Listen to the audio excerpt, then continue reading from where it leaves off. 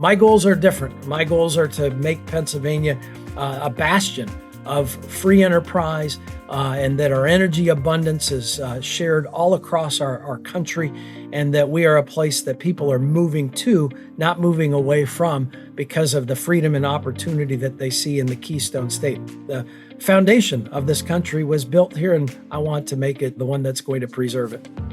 Welcome to the Going Big podcast. I'm your host, Kevin Gentry, and this is the place where we celebrate bold moves and big ideas. Each week, I sit down with inspiring leaders, entrepreneurs, and change makers who are making a significant impact in their careers and in their communities. Whether you're looking to level up your leadership, pursue your passion, or just get inspired to take your next big leap, this is where those stories come to life. Now, if you're listening on iTunes, YouTube, or anywhere else you tune into podcasts, be sure to hit that subscribe button so you'll never miss an episode. Now, let's dive in to what it means to truly go big. Welcome to another episode of the Going Big podcast. I'm your host, Kevin Gentry, and with me today as my guest is my longtime friend, Matt Brouillette, who has spent 3 decades trying to answer a very important question.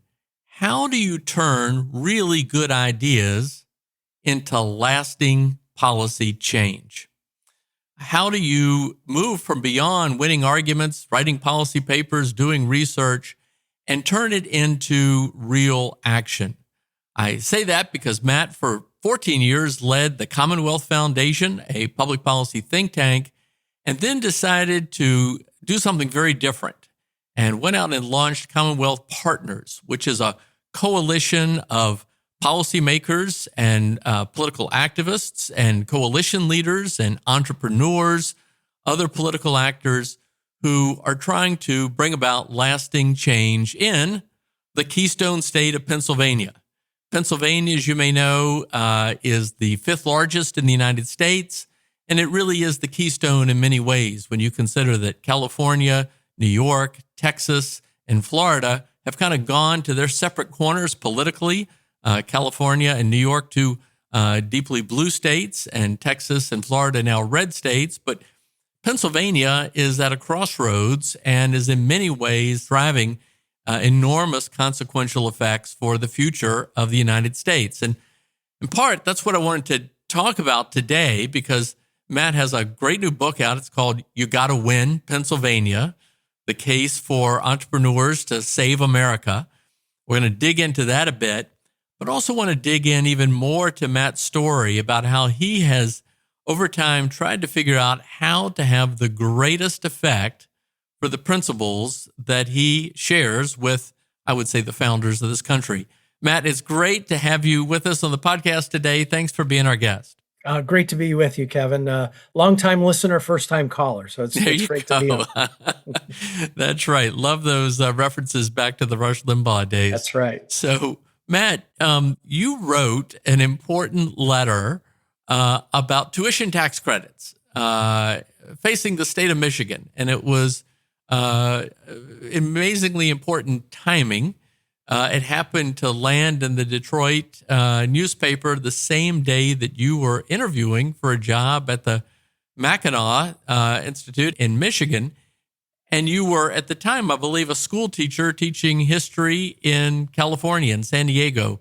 What was going on at that moment, and how did it end up being such an important and consequential moment? Well, important and consequential because my wife, who had never been across the Colorado River, a native Californian, willingly left San Diego to move to Midland, Michigan. And it was an opportunity that, when I look back on, was tremendous. With Larry Reed, who really was a part of the founding fathers, if you will, of the state-based think tanks in Michigan back in 1987, gave me a tremendous opportunity.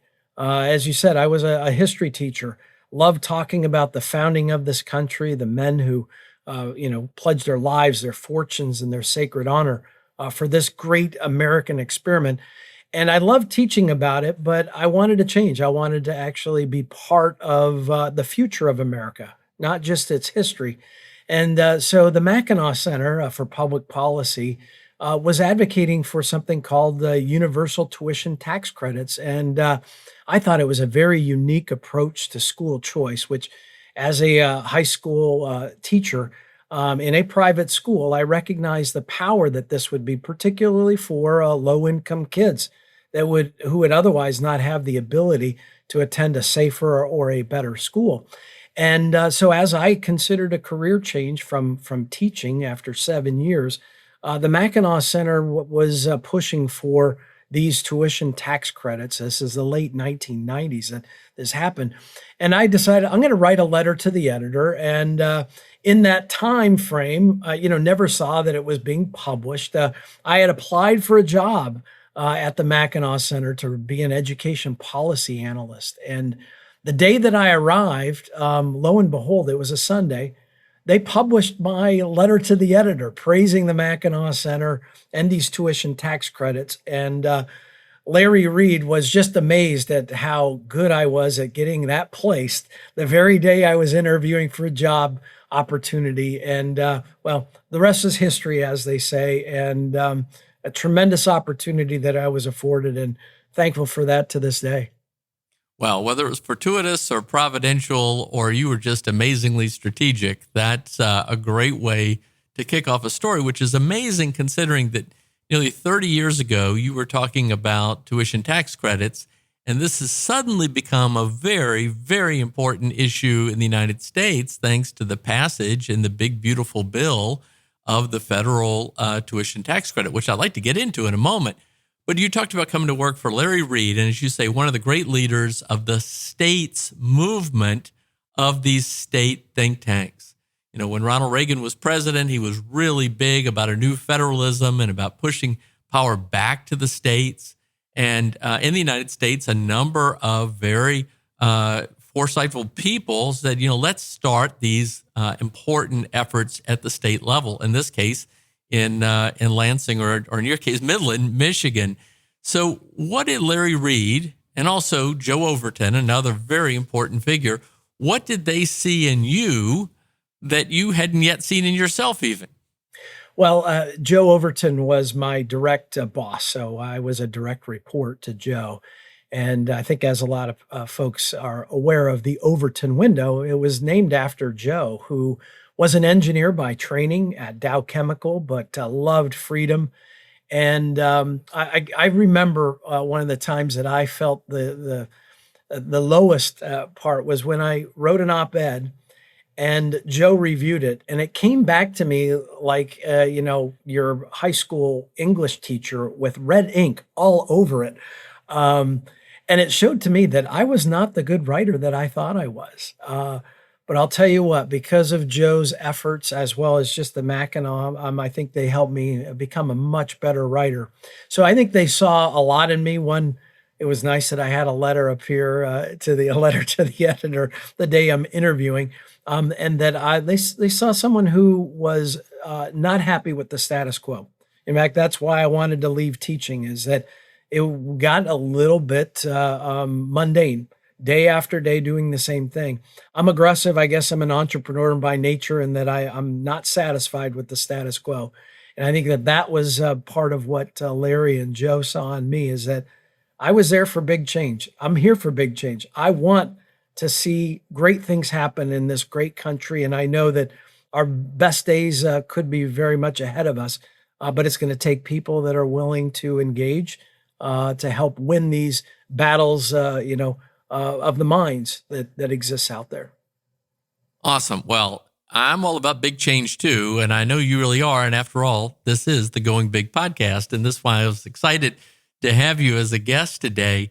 I want to get into a lot more about that very point. It's just perfect in terms of the theme and objectives of Going Big.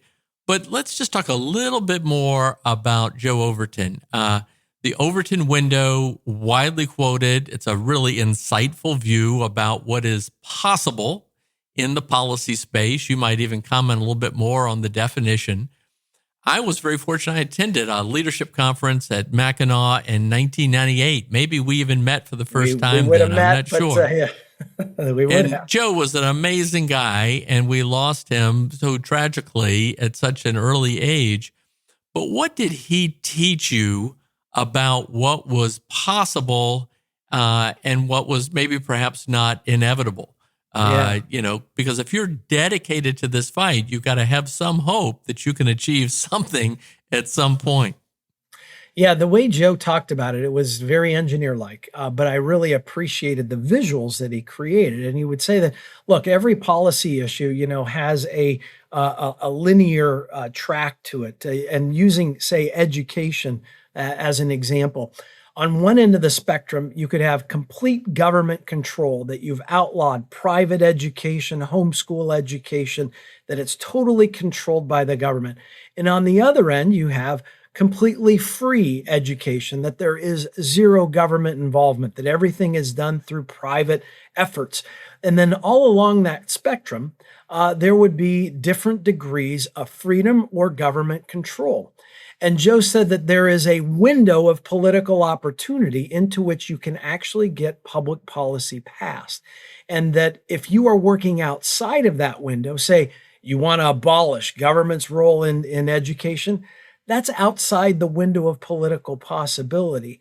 And same as if you want to have complete, total government control of education and abolish private and homeschooling and all that.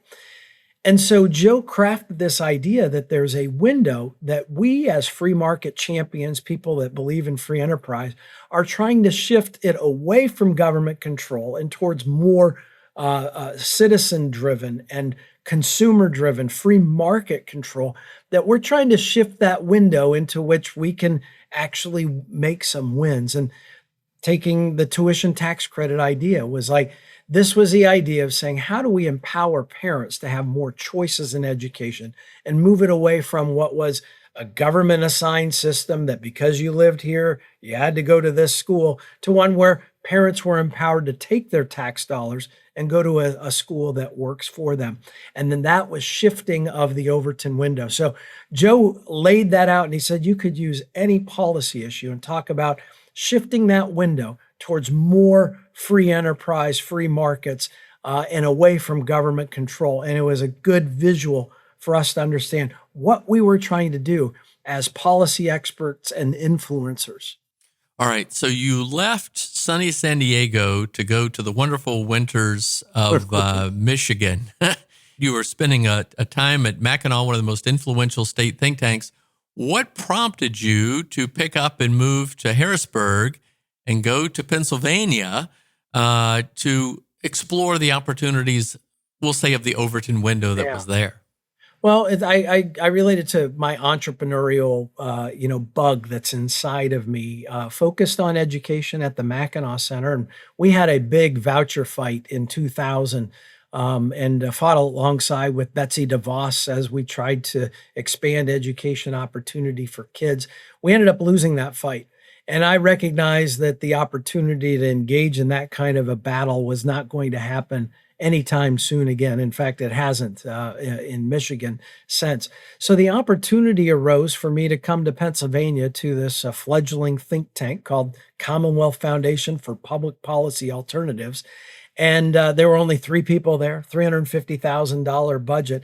And I thought, boy, I could work on a lot of issues beyond education. And I also probably couldn't screw that up of 3 people and $350,000. I had more than that at Mackinac Center just in my education policy efforts. So the opportunity to come to Pennsylvania, which at that time wasn't a swing state. It wasn't the biggest swing state in the country, because you'll remember in 2000, it was Florida. Right? We were looking at what's happening in Florida as a swing state. And so I came to Pennsylvania in part. Gettysburg is just 45 minutes down the road here. As a Civil War buff and someone passionate about history, that was a real attraction to me. But also recognizing Pennsylvania as one of the largest states. At that time, it was only the 6th largest. Illinois was actually bigger, but because they've been hemorrhaging people and capital and businesses, Pennsylvania has become the 5th largest.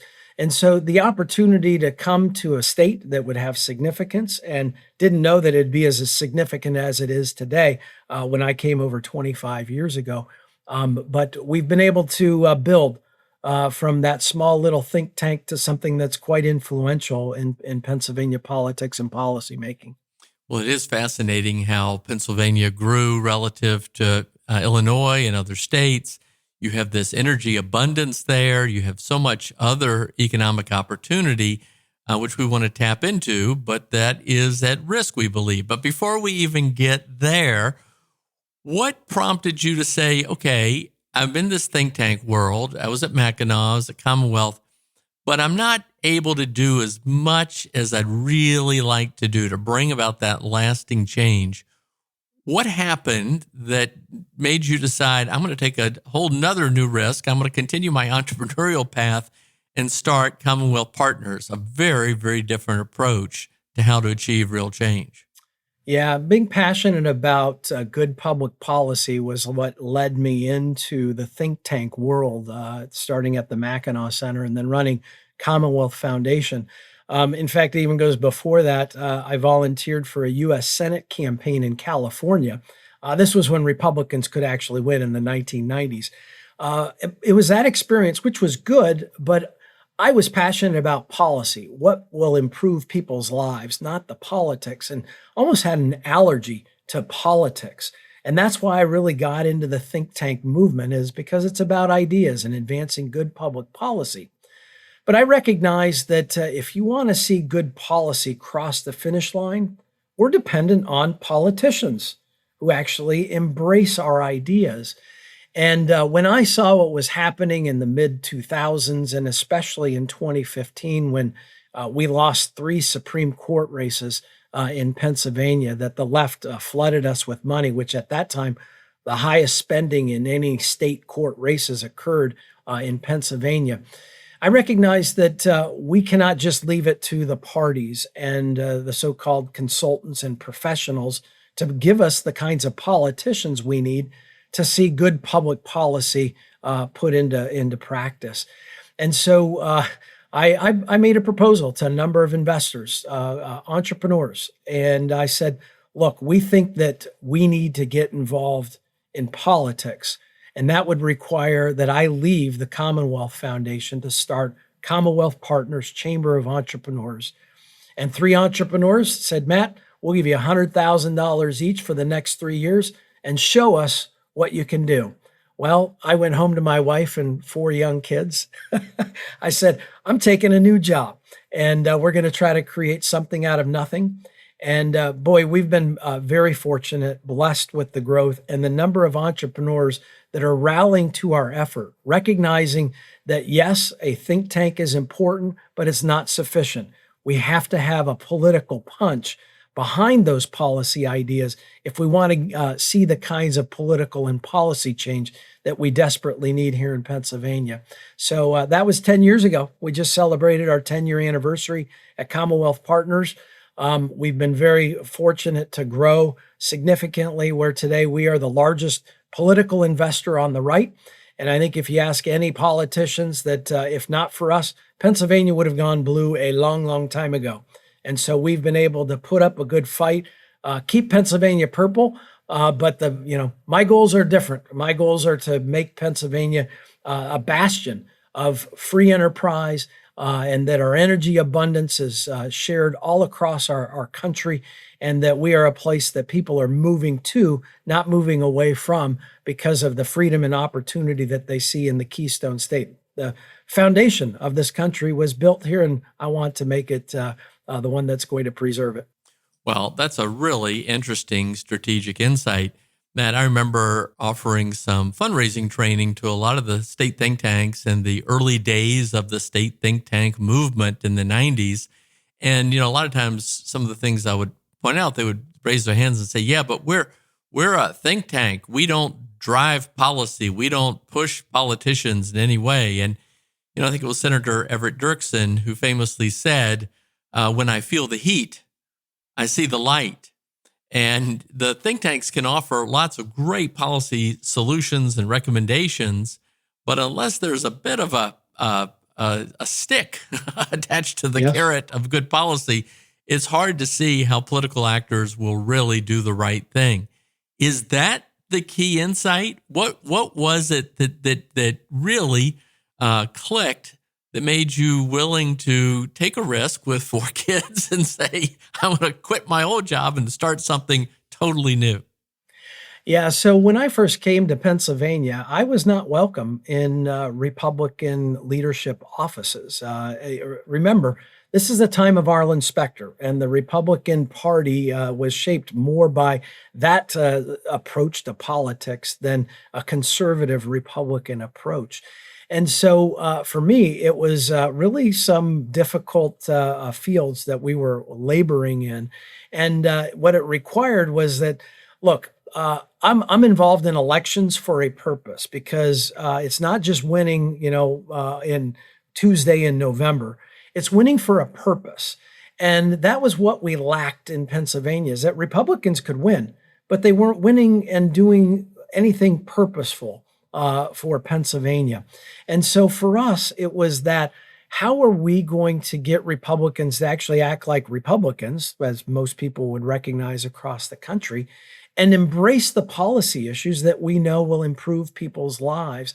And so it was recognizing that we would need to be directly engaged in political activity. And as a think tank, we were prohibited by law. And so that's why I knew I had to leave Commonwealth Foundation to start Commonwealth Partners and our affiliated political action committees.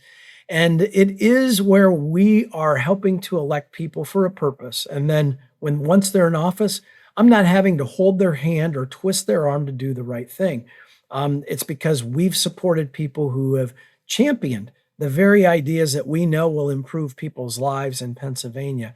And so because of that direct involvement, I would say our issues are now the Republican Party's issues.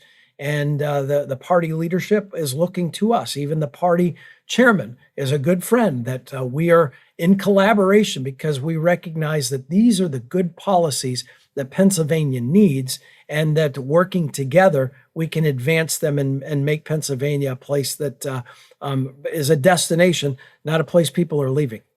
Okay, really fascinating strategic insights here. And there's another one that you had, and that was to place entrepreneurs and business leaders at the core of what you're doing. It is an association of entrepreneurs. It's not you, it's this group of business leaders who have Pennsylvania's interest at heart for the future.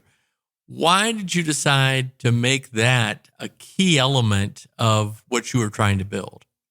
Well, I only decided because those are the people who founded this great country. They were entrepreneurs. Many of the men who signed, their lives, their fortunes, their sacred honor, were doing quite well under the English crown in the British Empire, the most powerful empire in the world at that time. But they were willing to take a risk because they thought that there would be something greater at the other end. And so it was entrepreneurs that founded this country, and I believe that it will be entrepreneurs that save it. Men and women who are willing to invest and to take a risk, recognizing that America, while only 4 or 5% of the world's population, the rest of that country, the 95%, is dependent on America being America. And it's entrepreneurs who are willing to take those risks and get involved directly in politics, whether it's running for office themselves or investing in the infrastructure that's necessary to help elect good people to office. They are going to be the ones who save this great country. So to me, that's what founded this country, and I believe it's what is going to save it, and that's entrepreneurs. And I use that term fairly broadly. Yes, certainly the people who have gone into business and produced a product or a service that other people willingly buy and have made them wealthy. But I'm also talking about entrepreneurs in the nonprofit sector who find a problem and seek to solve it. And I believe that it's entrepreneurs up and down. You can be an entrepreneur in the classroom. But these are the kinds of people that I believe are going to be the ones who save this great country and preserve the American experiment that I'd say that has done more to feed, to clothe, to house, to heal people around the world than any other country in the history of mankind. And so I firmly believe it'll be the entrepreneurs that continue to lead America, from our great founding. Well, a couple questions about this, because, in the nonprofit fundraising space, there are a few things. First, in my judgment, many nonprofit leaders actually tend to be relatively risk averse, but entrepreneurs know how to take risks. They think big, they act big, they may make small bets, but they go big differently. But yet in the nonprofit sphere, we don't have the same profit and price signals that you do in the business world. And so it's very difficult to measure success. You can measure the success of an election by who won and lost, and you might be able to measure some, policy change by whether it gets approved or not. But what have you found different about working with entrepreneurs? I mean, I'll just share. And most nonprofit leaders really would rather keep most of their supporters, I think, on the sidelines. I think they would rather kind of do what they do and ask for funding rather than help make them part of the solution, even though these business leaders have so many phenomenal insights and have so much real world experience. But what did you find in this process, and how has it worked out? And what might you encourage others who are thinking about this? And indeed, I think it's just critical that we make our entrepreneurs the heroes of the story, because they are the ones that are creating opportunities in their communities. They're the ones that are hiring people, that are providing family sustaining jobs. They're the ones they're the engine of America at the end of the day, of our free enterprise system. When Matt Brouillette darkens the door of a Capitol office building, yeah, they know who I'm associated with, but it's far more powerful when I have one of my members that's back home in their district and they represent hundreds of employees and they're talking about what they would like to see their state government do or stop doing many times. That's a much more powerful voice than Matt Brouillette up on Capitol Hill. And so we have found that organizing entrepreneurs, getting them engaged, and that they can recognize the power that they have because of the good that they are doing in their community. That is what has made our voices so much stronger than they ever were, 30 years ago when we were ignored by this. So to me, it is the rallying of entrepreneurs to be engaged in the political process, as busy as their lives are, but recognizing that they have a responsibility and a duty, that the great American dream that they've been able to live will only be sustained if we get engaged. Because if we sit on the sidelines and just count our dollars on the side of how well we've done, we're not going to protect that for our kids and our grandkids and our employees and their kids and grandkids. And so entrepreneurs, I think, need to recognize that responsibility, that you have power to chart the direction of our country. And those that are taking it seriously, I'm just honored to stand alongside them. Well, Matt, you've built some impressive capabilities at Commonwealth Partners. I mean, beyond the traditional sort of policy and communications, you've built this capability in campaigns and elections, litigation, coalition building. When you started building this, which one did you underestimate the most in terms of the ease at which you could build it, or its importance as well? Yeah. The first one that I would say that I wish I'd have done sooner is get involved in the political sphere. I wish I'd have taken that leap and recognized that being involved politically is just absolutely critical if we want to see the policy change that we stand for. The next thing that I would say is that litigation, very powerful tool that I underestimated what it could do. We founded the Fairness Center back in 2014. And since then, they have been able to defund the government unions to the tune of tens of millions of dollars, money that's back in the pockets of public employees who earned it, and money that is not going into advance for far left progressive politicians. And so that is a really important weapon, I think, that the right has not recognized. The left has fully weaponized litigation. I think we can use it for good and help protect public employees while also stopping the flow of money that's actually going against many public employees' values and their wishes. And so to me, a lot of it is get started, just go, take that leap, be an entrepreneur, find it is, and what's worked in Pennsylvania may not work in every state across our union. But there are things that we on the right have got to be doing better at the state level, because frankly, that's where the battle is. The battle is at the states for our country, That's where it's going to be won and lost. Not what happens in Washington, D.C., but in each and every state, the battle must be won there if we want to save this great country. Well, Matt, on the free market side, there's the State Policy Network, which is a group of, I don't think there's a free market think tank or market-oriented think tank in every state, but a lot. Some of them are stronger than others.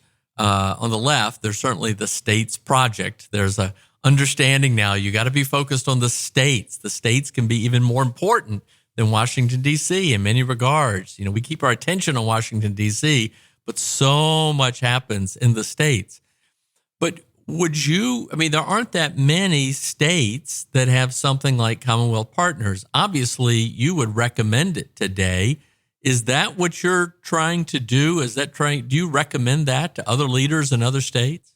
Without a doubt, it's going to be absolutely necessary if we want to win these policy battles for our country, is that every single state has got to build out what State Policy Network calls durable freedom infrastructure. That you not only have a robust think tank, but that you have a robust political operation that is working alongside it. And that requires litigation, might require journalism. It's going to require candidate recruitment. It's going to require lots of different things that transcend elections. And if you're just depending on your Republican Party or whatever party you support to do it, it's not going to happen. And in fact, I would say that it's the left who has really been working on this far longer than the right. This goes back to the early 2000s in Colorado, when Colorado was a deep red state at the time. And four billionaires decided they wanted to flip Colorado blue. Well, today, Colorado is as blue as you can get. And in fact, Democratic Socialist candidates are winning the races there of late. So it's not only going to be blue, but it's going to be a deep blue. And that's in large part because they built out the infrastructure that they needed in order to take over the institutions of government and have been able to sustain that. They're replicating that elsewhere. As you know, in Virginia, they've been building on these things and now have a Democratic trifecta. They've been doing it in Wisconsin, where they've turned that swingy state pretty blue of late. So we're seeing the left do this much more effectively at the state level than the right has. And so I'm encouraging anybody that cares about the direction of their state, pay attention what the left is doing, because we have money flowing in from San Francisco and New York City into Johnstown, Pennsylvania, and Warminster, Pennsylvania, places that, George Soros has no idea where it is on the map, but his money is flowing into our state house races. 60,000 voters in those house races, and we're spending millions of dollars in House and state Senate races, because the left understands that if you can capture a state, that's how you control the country. And every state needs to understand the left strategy and how they're investing at the state level, because it's the states that draw the maps, control elections. They determine what happens ultimately at the federal level, because it's state institutions that still dominate those decision-making processes. Well, this is such an important point. I'm glad you're covering it. And again, it's a part of the insights that you bring to the table, the strategic insights. I think back in the Reagan years, George Herbert Walker Bush was elected president in 1992 on the strength of just having California already, committed in his camp because of the Reagan years. California, believe it or not, was a solidly red state back then. Crazy to think of. And now we know today that it's been totally captured by the political left. The institutions have been dramatically changed as a result. People are voting with their feet and fleeing. Small businesses of any kind really struggle to survive there. People can't pay to live there, so they're leaving in droves.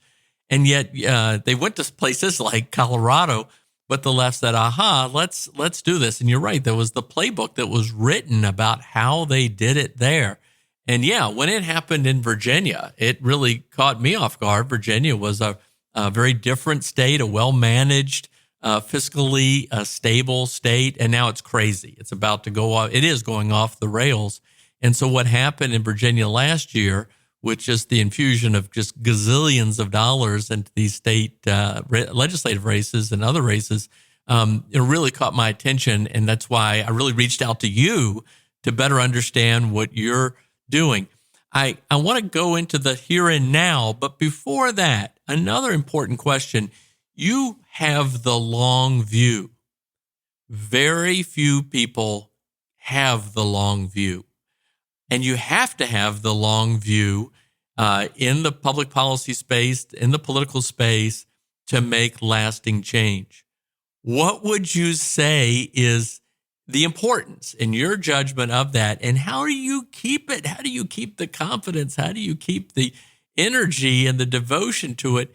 And how do you keep your supporters committed to that long view when you may have a bad election year? Yeah. Well, I don't remember who said it, but I do remember maybe it was Ed Fulner who once said, look, there are no permanent victories and no permanent defeats. And I've amended that event. The only permanent defeat is when we exit the battlefield, when we quit. And so I recognize that we're going to win some and we're going to lose some. We've won a lot in Pennsylvania. We've won Supreme Court races. In 24, we actually helped elect for the first time ever 3 Republican row offices, our Attorney General, Auditor General, and Treasurer. So we've had a lot of big victories, but we've also seen some significant defeats. We haven't had a Republican governor in Pennsylvania since 2014. And so we've been, running uphill in many ways, advancing policy despite that, despite the headwinds that an uphill battle we've been fighting. But that's the important thing, is that our investors and the people who come alongside us have that long-term understanding. And I can remember one of our biggest investors, we had a big fight in 2025 of Supreme Court retention efforts. A lot of money was sucked out of Pennsylvania into Virginia and New Jersey because there were thoughts that Republicans could win. We ended up losing significantly, outspent 4-1. But one of our donors said, Matt, that was the right fight. I know we lost, but if not for you, nobody would have been putting up a fight. And so to me, that's what encourages me and keeps me going.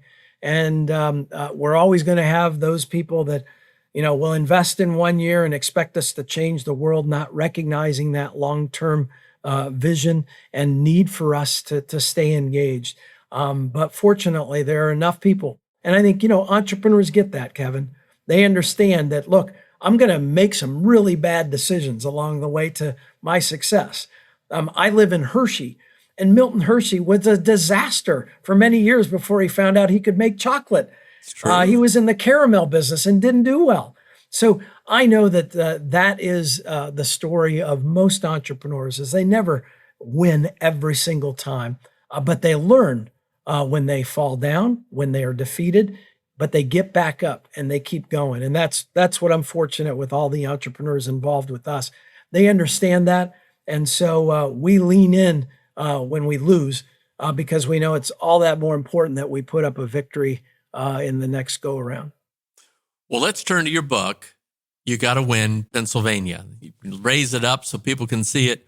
Why did you write it? What's going on now that prompted you to say, I gotta be a bit of a Paul Revere and tell them that the British are coming, but the political left is coming to ruin things? Well, I referenced this earlier. My prologue to the book talks about the left's plan hiding in plain sight. They told us long ago what they were going to do. And I referenced what happened in Colorado. In fact, there's a book called The Blueprint that came out 15 years ago that told us exactly what the left was going to do, that if they could flip the institutions in the state, that's how they can control the country. And unfortunately, I believe that a lot of investors on the right still haven't gotten a full understanding of the left strategy. And so the reason that I wanted to write this book is to make sure that they were aware. Here's how they are attacking America. They're coming from the ground up, from the states. They're not saying, oh, we got to win the presidency, or we got to win Congress, or we got to win the U.S. Senate. They're saying we got to win the states, because that's how we then capture federal offices and we control things. Here's just one example, Kevin. They're generally considered to be 7 battleground states. Pennsylvania being the biggest, and then Michigan and Wisconsin, North Carolina, Georgia, Nevada, and Arizona. I think there were 7 there. Now, if the left doesn't win Pennsylvania, they have to win 4 to 5 other battleground states. So their incentive, because of electoral math, if they want to win the presidency, they have to win Pennsylvania. When they don't, they lose presidential elections. And so they can do math, and they understand that if you capture Pennsylvania, that's how you control the country. And I don't think donors on the right fully get that, at least at the state level, because ultimately it is the states that control all of these elections. I think, as you well know, in Virginia, the congressional delegation was a 6-5 Democrat-Republican split. What did they do? Immediately taking a complete Democrat trifecta in the state, they went to a 10-1. Now, thankfully, the Supreme Court ruled against them, but this shows you exactly their strategy of how they want to control national elections by capturing the states. And so my book is really about saying, look, Pennsylvania, the biggest swing state in the country, 5th largest state in the union, is the number one target of the left. And if we start seeing the dominoes fall, what they're doing in Pennsylvania, they're doing in Michigan, they're doing in Wisconsin, they're doing in all of these states. And if entrepreneurs on the right don't recognize that strategy and counter it, that's how they're going to be able to control the country. And we might be asleep and wake up one day and say, oh my goodness, what happened? And they're telling us, they're writing books about this. In fact, I'm reading all of them, from The Blueprint to Nothing Left, the latest book to come out, to This is the Plan about Wisconsin. The left is telling us what their strategy is, and it's important for those on the right that care about this country and the direction of this nation, recognize the battle is in the states, first and foremost. All right, well, elaborate a little bit more on that, because I think this is a little tough for people to understand. So we said, California, the biggest prize, solidly blue, left controls that. Texas, Florida, pretty red now. These things can change, but they're pretty red now. New York, solidly blue. Pennsylvania is next in terms of population and importance. We look at it in terms of the presidential election. We always looked at the next presidential election. 2028, it's all about the presidential election. But you're saying it's a lot more complicated than that. Why do the legislative races in Pennsylvania this year have any consequence on that future? Yeah, so Pennsylvania has been a very purple state for quite some time. In fact, Democrats have not had a trifecta in Pennsylvania since 1994. So most Pennsylvania have no recent understanding of what it's like living under Democratic control. In fact, I would argue the Democrats of the 1990s are certainly not the Democrats of the 2020s anymore. If the Democrats gain complete control of Pennsylvania, we expect to see the kinds of policies that are now destroying Virginia, that have destroyed every state that has gone completely Democrat. I'll just give you a couple of numbers, Kevin. There are 16 Democrat trifecta states in the country, and there are 22 Republican trifecta. Over just the last 4 years, the Democrat-controlled states have lost 3.4 million people, while the Republican trifecta have gained 2.8 million people. But the most dramatic number is that in the Democrat-controlled states, they have lost $3.2 trillion in wealth that has exited those states, while we are looking at billions of dollars growth in Republican-controlled states. So policies ultimately matter. And that's what's at stake here in Pennsylvania, is that if Democrats take complete control, I fully expect Governor Josh Shapiro, who presents himself as a moderate, who is running for president. I mean, come January 2027, if he's reelected, he's going to be gallivanting off to all of the Democratic primary states. But he's also going to have to shore up his progressive side of the party. And what that means is that all of the progressive ideas, whether it's congressional redistricting or putting Pennsylvania back in the regional greenhouse gas initiative, something that Spamberger did in Virginia right away. These are all disastrous public policies. That will happen in Pennsylvania because Josh Shapiro wants to be president and he cannot offend the progressive wing of his party. And so we will see those things turn Pennsylvania blue, that we will see an exodus of people and capital and businesses, just like all the other deep blue states have demonstrated over the years. So that's what's at stake. And that's what we're fighting against in Pennsylvania. We've been able to stave them off for a number of cycles over the last couple of years. But we are in a battle for the future, not only of Pennsylvania, but I argue for this country, because if Pennsylvania goes, so goes the nation. Well, you noted the left's attack on natural resources. That has had a devastating consequence on the world, and including the United States in particular. And you're right. Once they get back into power, these things happen again. And Pennsylvania enjoys energy abundance right now. So that certainly is at risk. We know that free enterprise, small businesses are at risk through regulatory and tax behavior, which becomes enormously aggressive, as we're seeing in campaigns across the country. But let's talk about education. Pennsylvania has put hundreds of millions of dollars into the hands of parents and families to make decisions about where their kids can go to school, where they're not determined by the zip code in which they live, but to pursue greater opportunity. It's a standout.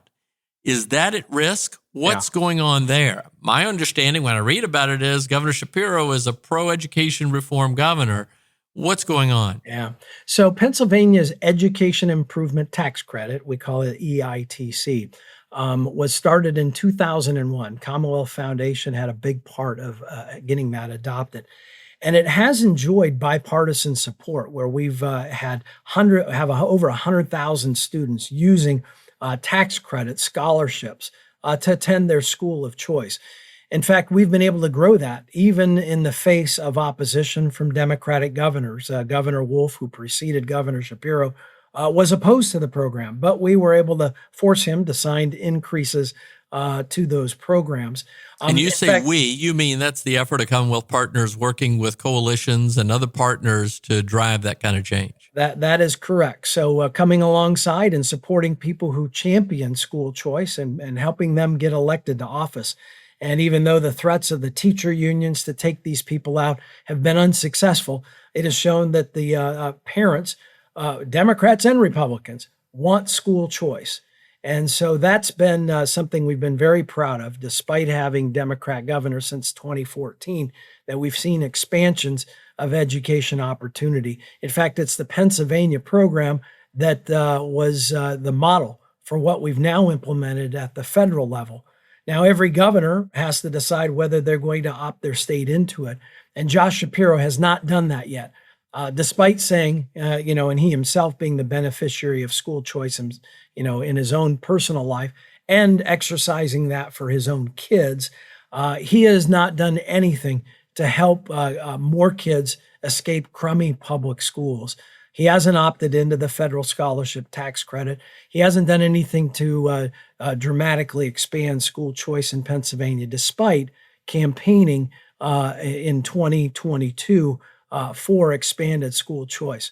I think he ended up getting the memo from Randy Weingarten at the American Federation of Teachers and the NEA, the National Extortion Association, that if you want to be president, you cannot be for school choice. And so his desires to get to Pennsylvania Avenue are overriding his willingness to help kids in Pennsylvania get access to a better education. So sadly, he has not led on that. In fact, he line item vetoed school choice in his first budget back in 2023, and he's done nothing to help kids that are trapped in violent and failing schools. Well, first of all, I applaud you on the significant victories you've had on bringing about education opportunity for tens of thousands, if not hundreds of thousands of families in Pennsylvania. It's been a standout, and it's an example of how what you've constructed through Commonwealth Partners can do. But you've made mention of the federal tuition tax credit, which was a product of the big, beautiful bill last year. It takes effect January 1st, 2027. The rules still haven't come down from Treasury fully, so we don't know exactly how this works, but it appears that a $1,700 contribution to a scholarship granting organization will be 100% tax deductible. An amazing thing that will truly be just incredibly transformational to educational opportunity in America. How do you see that opportunity? In my judgment, no one yet still fully appreciates this opportunity. Talk about Paul Revere needing to get the word out. How do you see that opportunity, and what is the role of what you're doing in Pennsylvania have in all of this? Look, every single taxpayer will be able to take advantage of that tax credit that, look, you're going to pay taxes to the federal government one way or another. But you have now the option to take $1,700 that you would otherwise send to Washington, D.C., and direct that to a scholarship organization that is helping a child escape a violent or a failing public school. Why you wouldn't do that, I don't know why. I'd much rather have control over my tax dollars and how they're being spent than trusting politicians and bureaucrats in Washington, D.C. The only question is whether the kids of your state, and particularly here in Pennsylvania, are going to be able to take advantage of those dollars being put into that program. Because I will be able to take a $1,700 tax credit, but it may not go to help kids in Pennsylvania if Josh Shapiro doesn't opt us in. So the question is going to be, are you going to help the kids in your state, or let those federal tax credits go to kids in another state? Because Pennsylvanians are going to be taking advantage of that program. It's just a matter of whether your kids are going to be able to utilize it or not. Well, thank you, Matt. This is the ultimate going big, I think, in the policy space right now. And I've got to have more guests on to talk about this going big opportunity for enormous transformation in education. All right, it's time to close this out.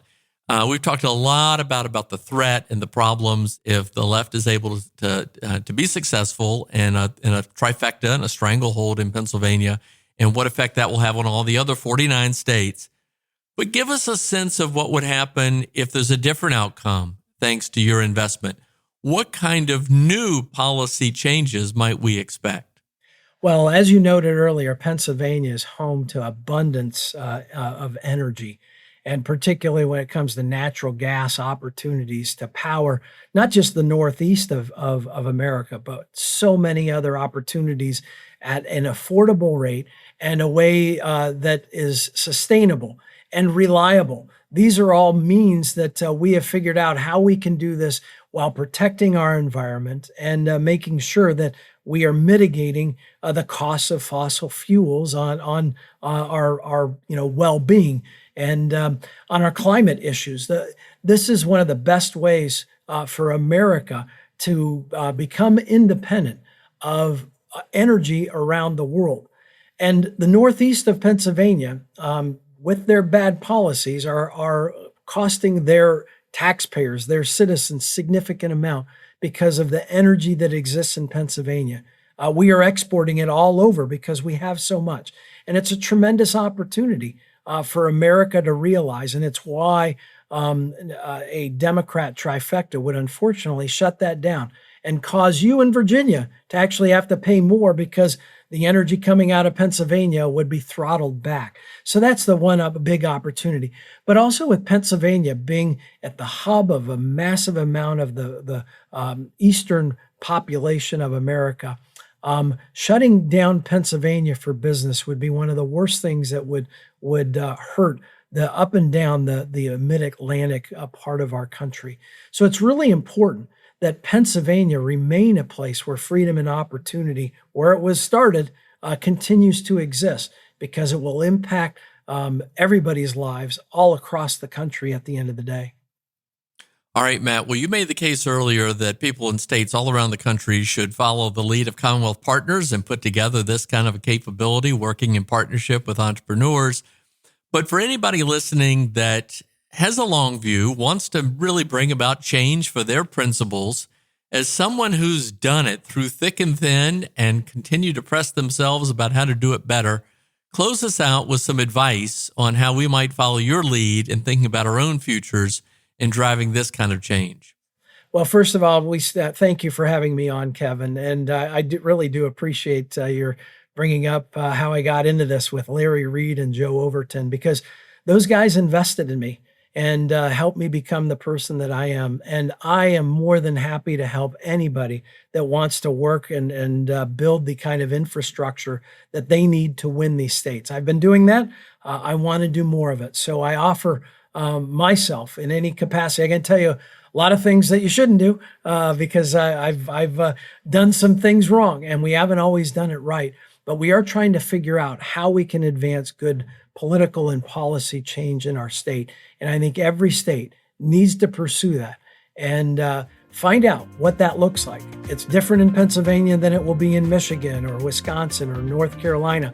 But there is a method that we have to pursue if we want to save the states, to save our country. Well, ladies and gentlemen, be sure to pick up a copy of You Gotta Win Pennsylvania. Check out what Matt Brouillette's doing in the Keystone State. Matt Brouillette, we really appreciate how you have thought big and gone big and keep going at it for a while. We're counting on you. Well, thank you, Kevin. Appreciate it. It's been great to have you today. Look forward to working with you for many years to come. Indeed.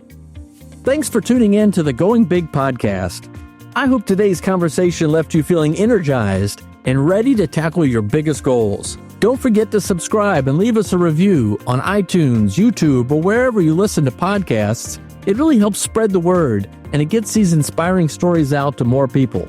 You can also find more content, resources, and updates at our website, goingbigpodcast.com.